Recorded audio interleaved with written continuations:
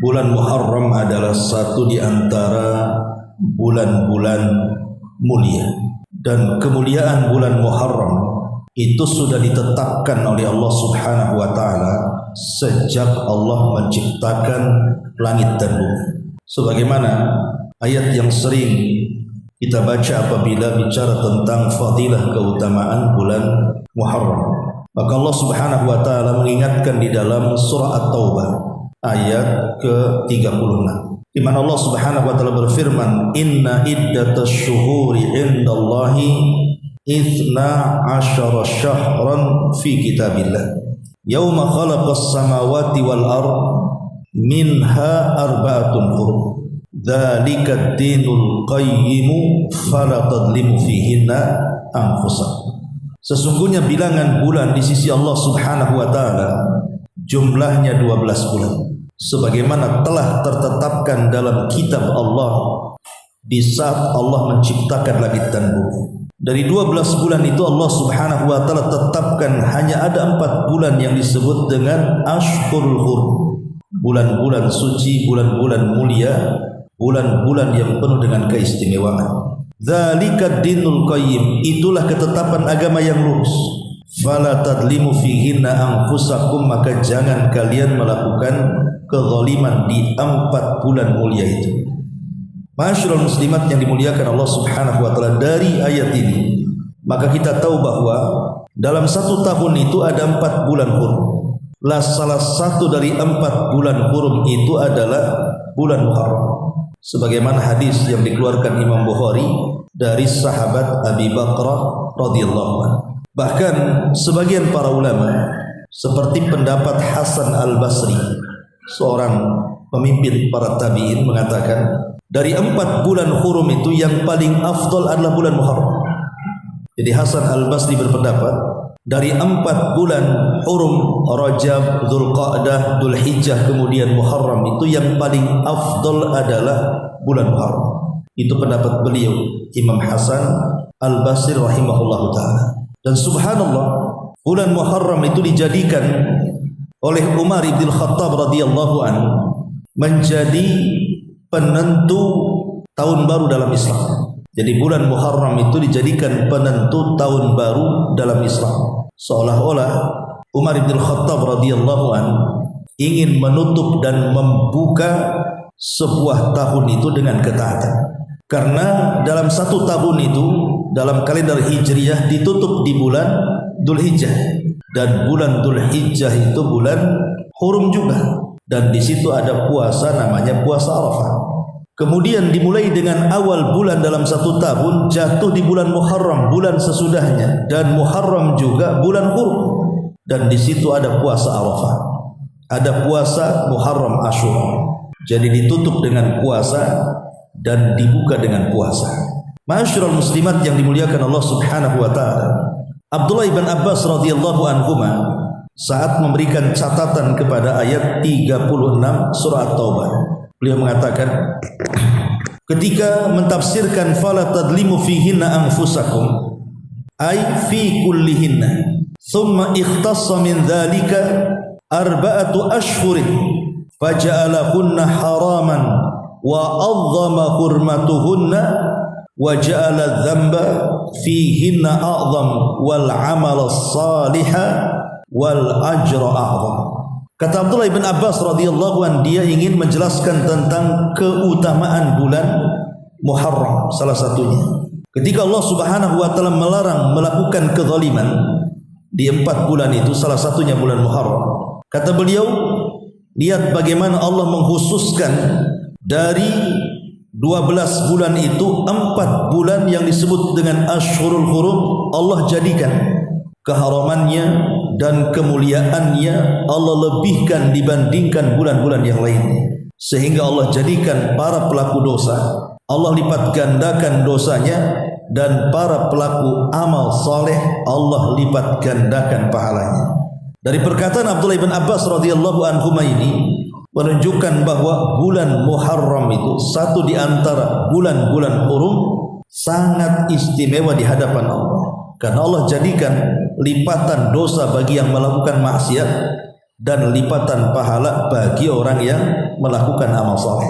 Dan Allah Subhanahu wa taala berfirman di dalam Al-Qur'an, tepatnya di surat Al-Hajj 30, "Dzalika wa may yu'azzim hurumatillah fahuwa khairun lahu inda rabbih." Dan barang siapa mengagungkan apa yang terhormat di sisi Allah, dan bulan-bulan hurum itu salah satunya bulan Muharram adalah bulan-bulan yang terhormat di sisi Allah. Di sini Allah mengatakan, dan barang siapa yang mengagungkan apa yang terhormat di sisi Allah, maka itu adalah lebih baik baginya di sisi Rabbnya. Dalam ayat yang lain, "Dzalika wa man yu'azzim sya'airallah fa innaha min taqwal qulub." Yang demikian itu, barang siapa yang mengagungkan syiar-syiar Allah, maka sesungguhnya itu timbul dari ketakwaan hatinya. Ma'asyiral muslimat yang dimuliakan Allah Azza wa Jalla, yang ingin saya fokuskan pembahasan pada pagi hari ini berkenaan dengan bulan Muharram adalah satu ibadah jangan tinggalkan di bulan Muharram. Satu ibadah ini kalau bisa jangan tinggalkan di bulan Muharram. Ibadah apa itu? Ibadah puasa. Nabi SAW dalam sebuah hadis yang dikeluarkan Bukhari Muslim pernah ditanya tentang afdhalus siyam ba'da Ramadan, seafdal-afdalnya puasa setelah puasa Ramadan. Maka Nabi SAW menjawab, afdhalus siyami ba'da Ramadan syahrullahil muharram, bahwa puasa yang paling utama kata Nabi SAW setelah puasa Ramadan adalah puasa di bulan Allah, bulan Muharram. Lihat bagaimana di sini Rasul menasabkan atau mengidhafahkan atau menyandarkan bulan kepada Allah.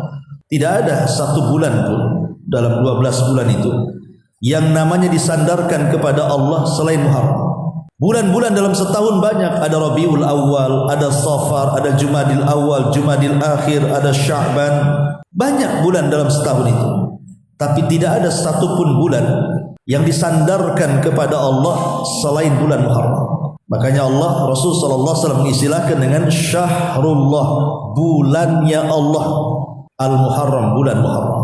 Jadi seutama-utama puasa setelah Ramadan adalah puasa di bulan Allah, bulan Muharram. Dan itu dipertegas oleh perkataan Imam Nawawi.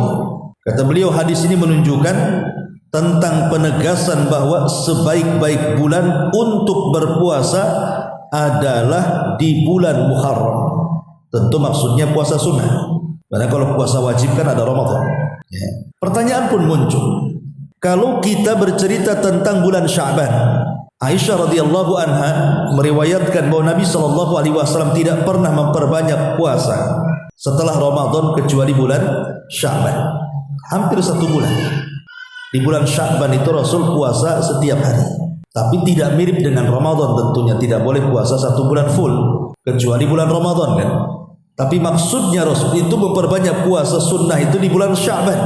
Jadi kalau kita ingin puasa di bulan Sya'ban, ya puasalah dari tanggal 1 sampai tanggal 27 umpamanya. Asal jangan mirip-mirip Ramadan saja kan itu. Nah seolah-olah Nabi SAW mengutamakan Sya'ban, memperbanyak puasa kan begitu. Nah sekarang di sini Nabi SAW justru mengatakan sebaik-baik orang yang berpuasa itu kalau ingin puasa full dalam sebulan puasa sunnah itu lakukan di bulan Allah Muharram. Di sini dijawab oleh Imam Ibnu Rajab Al-Hambali rahimahullahu taala dengan mengatakan bahwa, dan ini juga dinyatakan juga oleh Imam Nawawi rahimahullahu taala, dia mengatakan yang pertama, boleh jadi di awal-awal Nabi SAW belum diberitahu Allah tentang keutamaan bulan Muharram. Makanya beliau tidak berpuasa sebanyak bulan Sya'ban.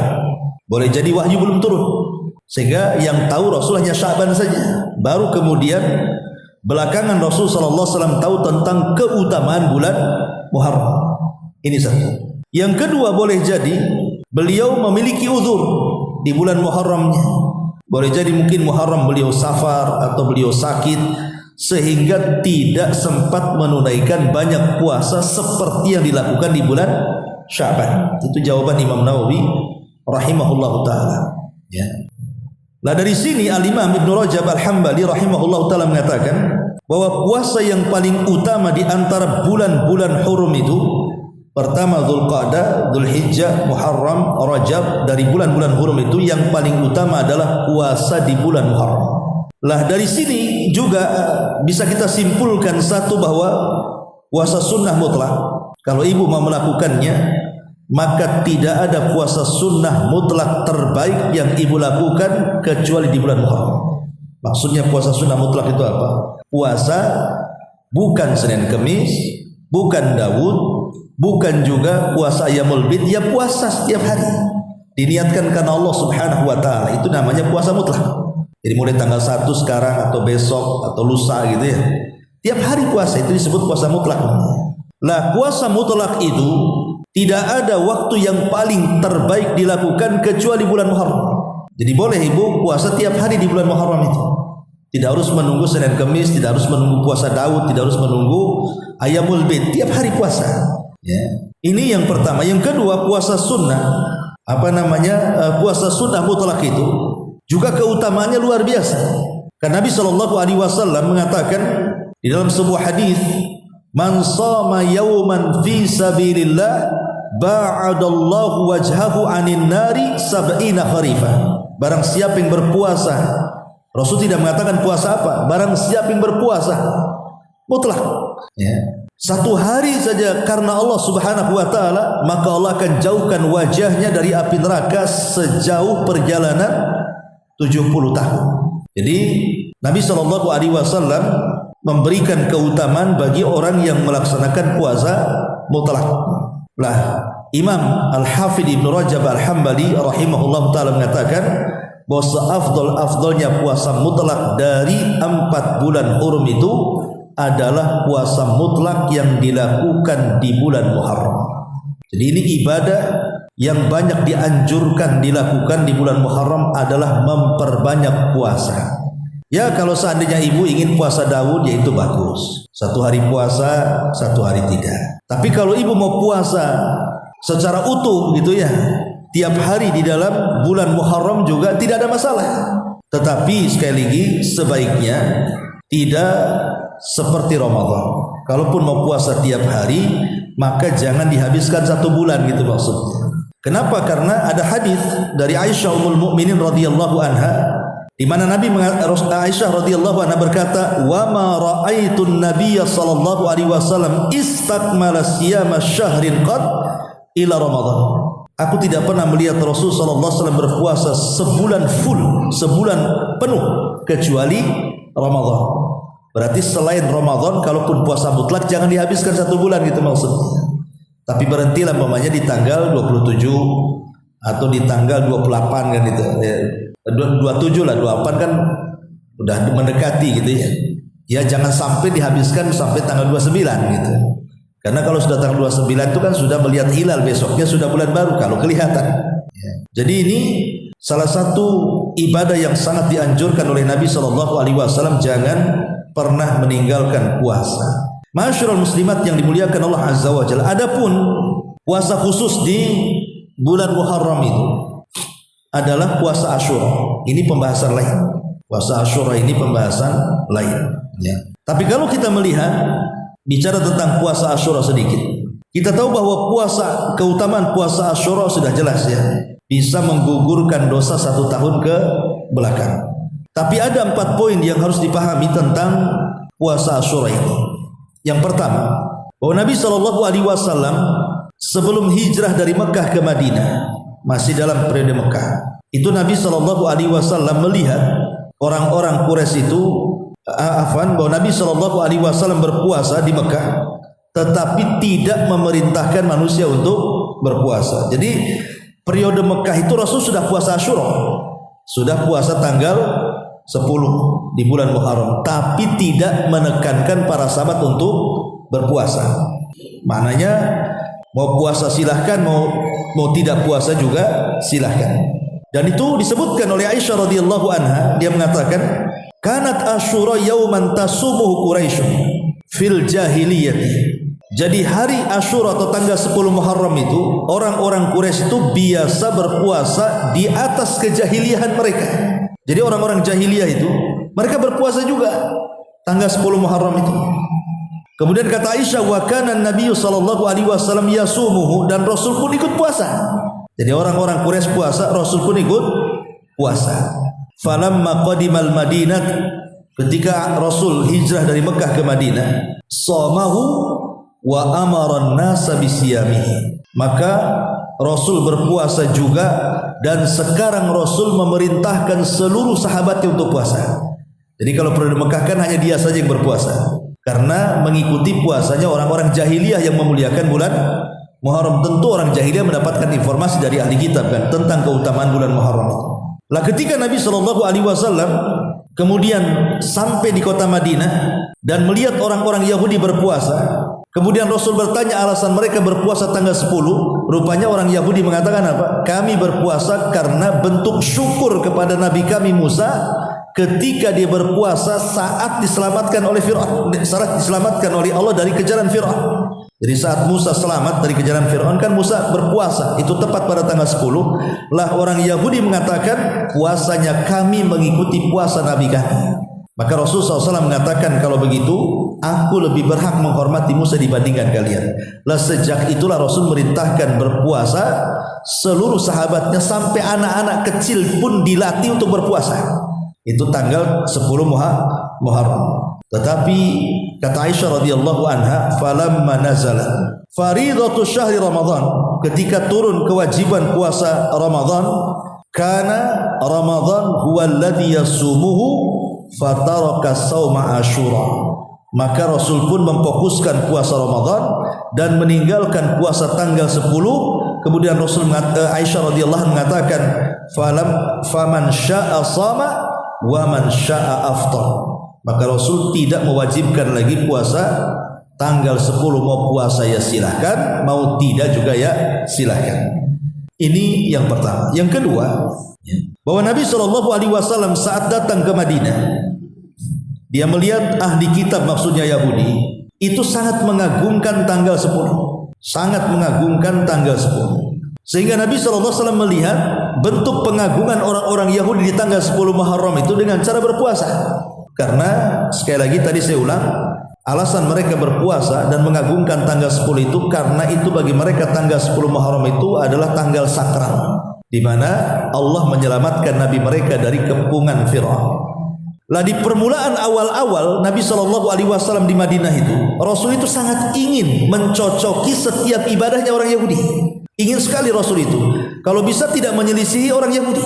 Makanya salah satu tidak menyelisihinya, Rasul ikut berpuasa di tanggal 10 ketika orang-orang Yahudi berpuasa. Tentu tujuan Nabi untuk mengambil hatinya orang-orang Yahudi supaya masuk Islam.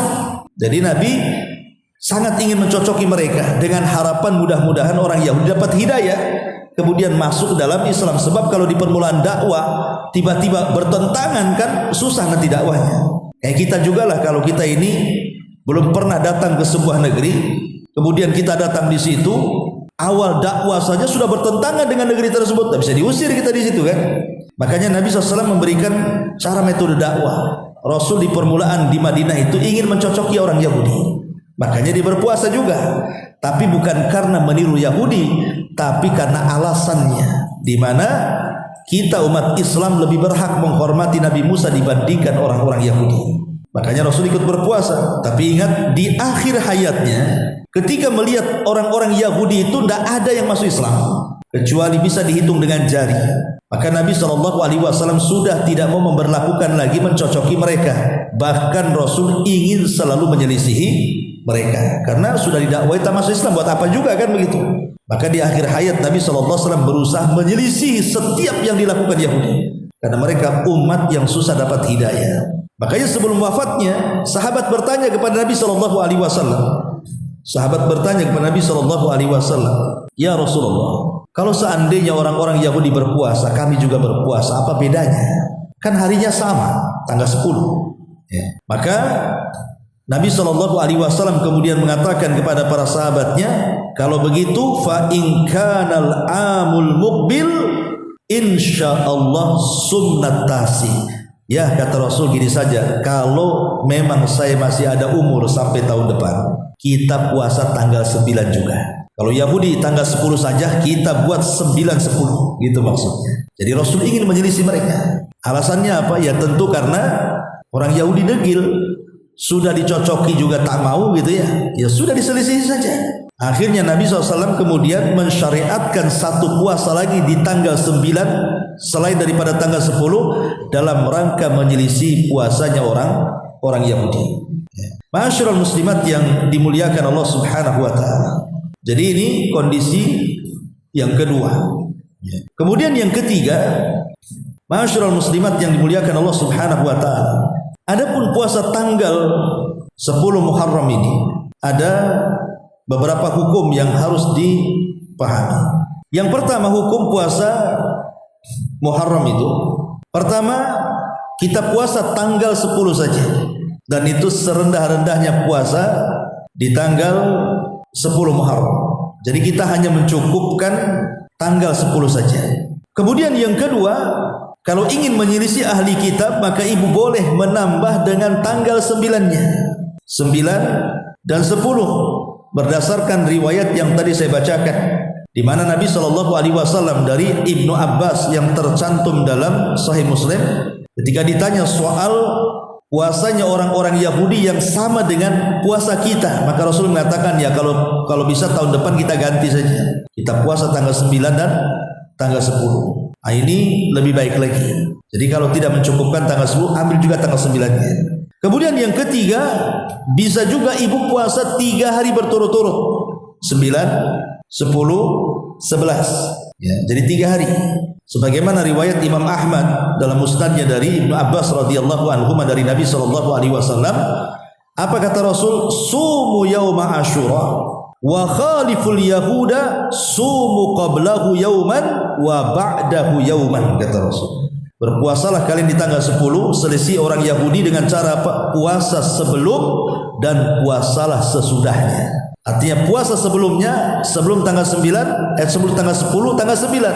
Adapun puasa sesudahnya, ya tanggal 11-nya. Berarti 9, 10, 11. Nah, itulah tingkatan puasa Asyura. Bisa dilakukan tanggal 10 saja, boleh. Atau lebih baik lagi tanggal 9 dan 10, atau lebih baik lagi 9, 10, 11. Itu menurut pendapat yang kuat, wallahu a'lam. Masyaallah muslimat yang dimuliakan Allah Subhanahu wa taala. Adapun keutamaan puasa sendiri secara umum kan ma'ruf ya, Bu. Di mana Nabi sallallahu alaihi wasallam bersabda, hadis yang tadi saya jelaskan, bahwa satu hari puasa di jalan Allah, Allah akan jauhkan wajahnya dari api neraka selama 70 tahun perjalanan. Yang kedua, bahwa puasa sendiri akan menjadikan syafaat bagi para pelakunya. Sebagaimana hadis Nabi SAW, kata Nabi SAW, as-siyamu wal qur'anu yashfa'ani lil abdi yaumal qiyamah. Bahwa puasa dan baca Quran itu dua-duanya akan menjadi syafaat bagi seorang hamba kelak pada hari kiamat. Kemudian yang ketiga, bahwa puasa itu sendiri bisa menggugurkan dosa. Sebagaimana hadis Nabi SAW, fitnatur rajuli fi ahlihi wa malihi wa jarihi tukaffiruha as-salatu was-siyamu was-sadaqatu wal amru bil ma'rufi wan nahyu 'anil munkar. Fitnahnya seseorang terhadap hartanya, terhadap keluarganya, terhadap tetangganya, itu bisa digugurkan dengan salat, puasa, sedekah, mengajak manusia kepada kebaikan dan mencegah manusia dari kemungkaran. Salah satunya Rasul menyebut puasa. Jadi puasa itu bisa menggugurkan dosa. Kemudian yang keempat, puasa sendiri adalah junnah, benteng antara kita dengan api neraka. Sebagaimana Rasul mengatakan, as-siyamu junnah, puasa itu benteng, perisai yang bisa menghalangi kita dari kobaran api neraka. Kemudian yang kelima, bahwa puasa itu ibadah yang menjadikan penyebab kita disediakan pintu khusus di surga yang disebut dengan babu rayyan. Jadi Allah sediakan tuh pintu khusus di sorga yang disebut dengan babur royan, pintu khusus masuk orang yang puasa saja. Kalau yang tidak puasa tidak akan masuk dari situ. Dan itu dijelaskan di dalam hadis Nabi SAW, inna fil jannati baban yuqalu lahu rayyan. Di sorga itu ada satu pintu namanya Rayyan. Kemudian kata Nabi SAW, yadkhulu minhu as-shaimuna yaumal qiyamah wa la yadkhul ma'ahum ahadun ghairah. Akan masuk orang-orang yang berpuasa dari pintu itu pada hari kiamat, dan yang lainnya tidak akan masuk dari pintu itu. Ma'asyiral muslimat yang dimuliakan Allah Subhanahu wa taala, dan tentunya puasa sendiri bisa menyehatkan badan. Bahkan bau mulutnya orang yang berpuasa itu lebih harum dibandingkan minyak kasturi. Dan orang yang berpuasa itu doa-doanya mustajab, terutama ketika berdoa menjelang berbuka. Karena Rasul yang mengatakan bahwa di antara doa yang mustajab adalah da'watun inda fitrin, berdoa ketika menjelang berbuka. Dan lebih daripada itu, orang yang berpuasa Allah berikan dua kebahagiaan. Bahagia saat berbuka dan bahagia kelak ketika berjumpa dengan Allah Subhanahu wa taala. Dan yang terakhir, bahwa pahala puasa itu tidak ada yang tahu jumlahnya kecuali Allah. Asyamu li wa ana azzibihi, puasa itu untukku dan aku yang akan membalasnya. Dan banyak lagi keutamaan tentang puasa secara umum.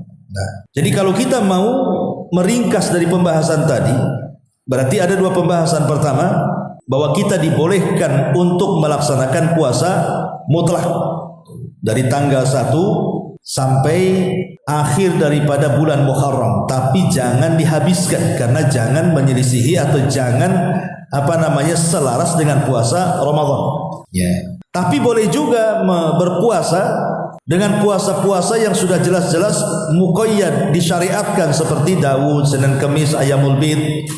Maka kalau kita lakukan di bulan Muharram puasa-puasa ini, baik mutlak ataupun muqayyad ini, maka ini seafdol-afdolnya puasa di bulan seafdol-afdolnya puasa setelah bulan Ramadan. Ini yang pertama. Yang kedua, ada puasa khusus di bulan Muharram yang disebut dengan puasa Asyura, dan pahalanya menghapuskan setahun ke belakang, dan tingkatannya ada 3. Boleh tanggal 10 saja, boleh tanggal 9, 10, dan boleh tanggal 9, 10, dan 11. Lah itulah kesimpulan dari pembahasan kita bahwa ibadah puasa yang dilakukan di bulan Muharram itu luar biasa. Maka jangan tinggalkan satu ibadah ini, karena pahalanya dan keutamaannya luar biasa. Ma'asyiral muslimat yang dimuliakan Allah Subhanahu wa taala, ini bicara soal puasa. Baik, ya, kita bentangkan sedikit tentang keutamaan bulan Muharram itu sendiri. Ada beberapa poin yang harus dipahami. Pertama, bahwa bersyukurlah kepada Allah Subhanahu wa taala di bulan Muharram ini akan nikmat-nikmat yang Allah anugerahkan kepada kita dengan cara berpuasa. Kenapa? Karena Nabi SAW ketika bertanya kepada orang-orang Yahudi sebab puasa mereka, jawaban mereka apa? Karena bersyukur. Dari apa? Dari diselamatkan Nabi mereka dari kejaran Fir'aun. Maka kata Rasul apa? Kalau itu alasannya, maka aku lebih bersyukur dibandingkan kalian, karena aku lebih menghormati Nabi Musa dibandingkan kalian. Berarti di sini kita ambil istimbat di bulan Muharram ini, pandai-pandailah bersyukur. Salah satunya dengan cara berpuasa. Ya, bersyukur macam-macam, sedekah juga bersyukur, sholat juga bersyukur gitu ya. Apalagi kita tahu bahwa bulan Muharram ini bulan mulia, maka siapapun yang memuliakan bulan, Allah akan muliakan dia. Yang kedua, hindari kezaliman. Dan ada 2 kezaliman yang jangan sampai dilakukan. Pertama, kesyirikan, karena itu dosa yang tidak akan diampuni. Yang kedua, meninggalkan kewajiban dan terjerumus kepada yang diharamkan. Ini 2 dosa ini jangan dilakukan di bulan Muharram. Satu, kesyirikan. Syirik ini dosa yang paling besar, sampai Luqmanul Hakim mengatakan kepada anaknya, ya bunayya la tusyrik billahi inna syirka la dzulmun adzim. Wahai anakku, jangan melakukan kesyirikan, karena syirik itu kezaliman yang sangat besar. Innallaha la yaghfiru an yushraka bihi wa yaghfiru ma duna dzalika liman yasha. Allah tidak akan mengampuni dosa orang yang menyekutukannya, dan Allah hanya mengampuni dosa selain itu. Tapi sayang, justru di bulan Muharram ini banyak sekali kesyirikan. Karena ada sebagian khurafat dan tahayul, mungkin terutama di wilayah-wilayah Jawa ya. Kalau Sumatera ini mungkin jarang ya, kecuali orang Jawa yang hidup di Sumatera mungkin. Kita tahu bahwa bulan Muharram menurut kepercayaan orang Jawa, terutama orang-orang yang hidup di keraton masa dulu, bahwa bulan Muharram itu bulan keramat, bulan sial katanya kan itu. Sehingga kalau ada orang yang anggap saja bangun rumah tidak berani di bulan Muharram, nanti roboh, takut roboh kan itu. Kalau mau menikah di bulan Muharram tak jadi, diundur, nanti takut baru nikah sehari cerai pula besoknya, ya. Ataupun orang yang nanam saham, nanam modal tidak jadi, takut bangkrut. Pokoknya mau melakukan aktivitas apapun seolah-olah bulan Muharram ini kayak hari sepi, nggak ada yang mau melakukan aktivitas. Alasannya apa? Takut kewalat. Takut kewalatnya. Alasannya karena mungkin ada sejarah di zaman kerajaan Mataram dulu kan. Kalau saya baca artikel itu. Jadi bulan Muharram itu hanya diagungkan oleh pihak kerajaan saja. Hanya bisa diagungkan oleh para raja, para menteri, orang-orang kaya. Ketika mereka melakukan pernikahan anaknya atau acara-acara besar itu hanya bisa dilakukan orang-orang kaya dan para pejabatnya. Tetapi kalau orang miskin jangan coba meniru-niru, bisa kualat. Maka sejak itu kualat itu terus turun-temurun sampai hari ini. Bahwa bulan Muharram itu bulan kualat katanya. Ada juga kemudian pemahaman lain bahwa tahun baru, kita tahu tahun baru Jawa dengan tahun baru Islam itu sama, dan itu ya. Jadi sama di bulan Muharram, tahun baru Jawa pun di bulan Muharram, tahun baru Islam juga di bulan Muharram. Nah, sebagian mereka mengatakan termasuk tahun baru di alam gaib juga tahun baru itu terjadi di bulan Muharram. Tahun barunya jin, tahun barunya iblis, tahun masuk ke alam-alam gaib itu. Ya. Jadi para dedemit, para jin, para genderuwo, para suster ngesot atau apa istilahnya, ya, yang hantu-hantu genderuwo itu. Jadi mereka mengatakan kalau datang bulan Muharram itu, ini kan keyakinan orang sana. Mereka itu sedang mengadakan seleksi alam katanya. Jadi di bulan Muharram itu sedang mengadakan seleksi alam. Sehingga karena sedang mengadakan seleksi alam nih, pasukan genderuwo dan yang semacamnya ini, makanya kemudian bulan ini dikatakan bulan keramat dan bulan sial. Sehingga banyak orang-orang tua itu yang kemudian akhirnya memandikan pusaka-pusaka, merendam keris-keris, kadang kemudian mereka pun tirakat dan begitu seterusnya gitu. Bahkan acara-acara besar ya seperti kirap ataupun apa namanya istilahnya, yalah kurang lebih kan masih ada sampai sekarang kan. Ya, buang sial itu kan masih ada. Orang melakukan buang sial, kadang-kadang mereka pawai, berhenti di jalan, nginjak telur, apa istilahnya itu. Bahkan kalau sebagian yang hidup di Pantai Laut Selatan yang buang kepala kerbau, ya, dan macam-macam lah masih kayaknya sebagian budaya itu walaupun sebagian sudah punah, tapi sebagian masih dilestarikan. Alasannya ini kan cagar budaya kan itu. Padahal dalamnya banyak kesyirikan. Lah justru bulan Muharram ini bulan mulia, jangan sampai melakukan kezaliman, dan tidak ada kezaliman yang lebih besar dibandingkan kesyirikan. Tidak ada kezaliman yang lebih besar di hadapan Allah kecuali kesyirikan. Dan ini luar biasa gitu ya. Alhamdulillah mungkin di luar Jawa nggak ada ya. Setahu saya nggak ada sih. Di Batam ini nggak ada yang gitu-gitu. Buang kepala kerbau nggak ada lah di Batam. Sayang juga ya kan, bagus digulai dimakan. Pada dibuang ke laut. Ini yang kedua. Yang pertama, yang kedua, jangan sampai meninggalkan yang wajib dan melaksanakan yang haram. Karena kalau sampai kita meninggalkan kewajiban, ini kezaliman kedua terbesar. Meninggalkan sholat wajib gitu ya. Itu dosa besar. Ya, jangan sampai meninggalkan kewajiban atau jatuh kepada yang diharamkan Allah Azza wa Jalla dari dosa-dosa kecil atau dosa-dosa besar. Maka hindari kezaliman. Ini yang kedua, ya, yang harus dipahami di bulan Muharram. Kemudian yang ketiga, karena bulan Muharram itu kan memulai awal tahun dengan berakhirnya akhir tahun di bulan Dzulhijjah, diawali dengan tahun pertama atau bulan pertama atau tahun baru dalam Islam Muharram, maka hendaklah muhasabah. Cobalah kita ini muhasabah, introspeksi gitu maksudnya. Apakah tahun kemarin jauh lebih baik dibandingkan tahun sekarang, ataukah sebaliknya? Karena seorang muslim itu harus senantiasa muhasabah dalam sehari-harinya. di mana Allah mengatakan ya ayyuhalladzina amanu wal tanzur nafsum ma qaddamat lighadin. Hendaklah jiwa melihat kira-kira apa yang akan kita lakukan untuk esok hari. Apakah esok hari lebih baik daripada hari ini ataukah esok hari lebih buruk dibandingkan hari ini? Karena orang yang cerdas itu orang yang selalu introspeksi, dan orang yang cerdas juga orang yang selalu mempersiapkan untuk bekal kematian. Karena ada orang yang memahami orang cerdas itu orang yang komlut, dia dalam dunia pendidikan kan itu.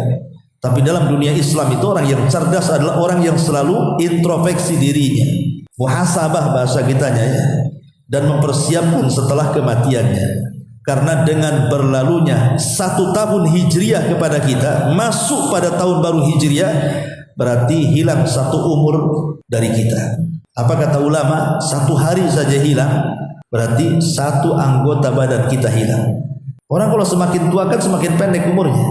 Bukan semakin tua itu semakin muda, itu tua-tua geladi itu.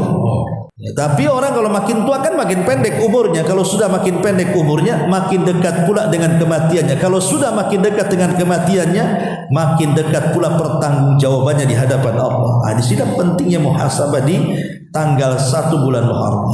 Ini yang ketiga. Yang keempat, ya, juga tak kalah pentingnya di bulan Muharram ini adalah senantiasa hindari perkara-perkara yang justru ketika kita melakukan ibadah di bulan ini malah ibadah kita ini ditolak. Atau dengan kata lain, hindari bid'ah-bid'ah yang terjadi di bulan Muharram. Seperti apa contohnya? Contohnya umpamanya seperti yang dilakukan orang-orang Syiah. Kalau datang bulan Muharram, terutama tanggal 10 Muharram, apa yang mereka lakukan? Mereka memukul-mukul badan-badan mereka. Coba lihat di YouTube itu tanggal 10 Muharram. Mereka buat acara rame-rame. Kemudian jingkrak-jingkrak, terkadang dirantai kaki satu dengan yang lainnya, di tangannya terdapat pentungan, kadang pedang, kadang besi, kemudian dipukul-pukul di badannya sampai berdarah-darah. Ya. Bahkan anak kecil diketuk juga kepalanya biar keluar darahnya. Untuk apa coba?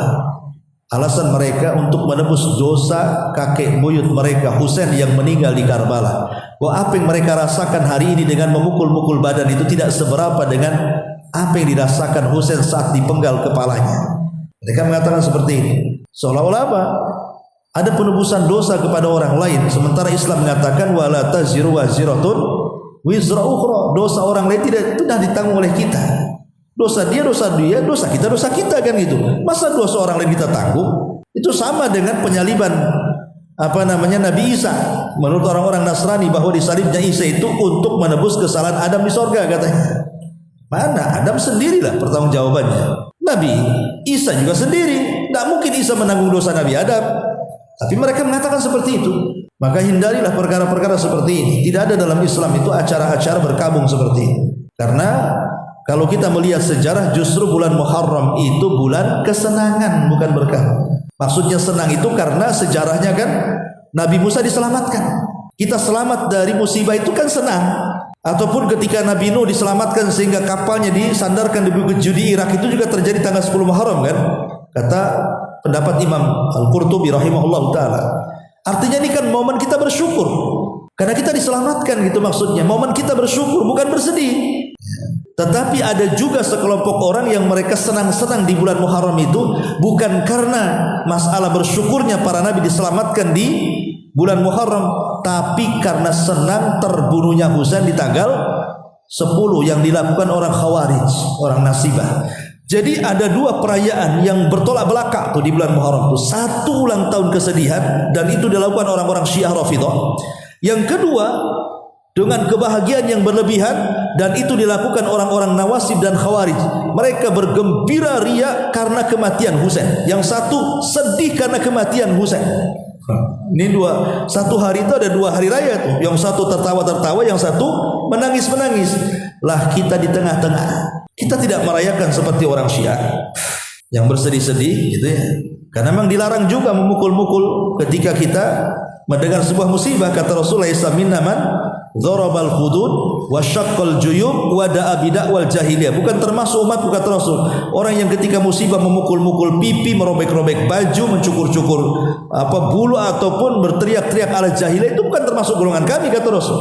Kita tidak seperti Syiah, dan kita juga tidak seperti Nasibah atau Khawarij yang bersenang-senang dengan kematian Husain. Kita sedih dengan kematian Husain karena Husain cucu Nabi, tapi kita tidak merayakan seperti orang Syiah. Ya kita biasa saja kan itu. Kita berpuasa saja, itu yang diajarkan Nabi SAW. Itu bentuk syukur kita dengan cara berpuasa, baik puasa mutlak, ya kan, atau puasa muqayyad Senin Kamis Ayyamul Bid, puasa Daud, ataupun nanti pada tanggal 9 puasa khusus, tanggal 9, 10, 11 atau 9, 10 ataupun tanggal 10 saja. Nah, ini harus dipahami tentang hukum-hukum seputar bulan Muharram, ya. Dan yang terakhir tentunya banyak-banyaklah berdoa kepada Allah Subhanahu wa taala supaya kita tetap dipanjangkan usianya. Karena bagaimanapun Bu, usia yang panjang dengan baik amal itu jauh lebih baik dibandingkan pendek umur, pendek pula amalannya. Kalau Allah takdirkan kita dipanjangkan usianya, tapi amalan kita makin ditingkatkan, ini lebih baik dibandingkan orang yang mati muda dengan amalan yang dibawanya. Karena ada hadis, ketika ada seorang sahabat bermimpi, kalau tidak salah Abdullah bin Amr bin As ini bermimpi. Dalam mimpinya dia melihat ada dua orang sahabat yang ketika si masa hidup itu bersaing. Jadi ada dua saudara, yang satu ahli jihad, yang satu bukan ahli jihad.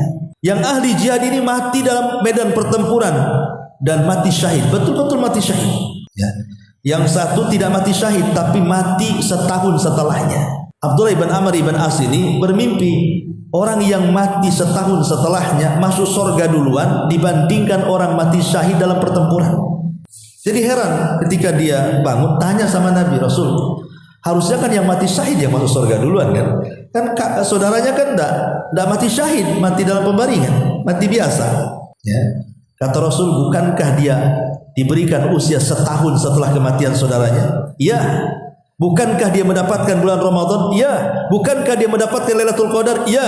Itulah penyebabnya dia lebih duluan masuk surga dibandingkan saudaranya yang mati syahid, kata Rasul. Nah, ini kan menunjukkan bahwa panjang umur kalau banyak amal itu lebih baik dibandingkan pendek umur yang hanya membawa amal yang ia bawa saja.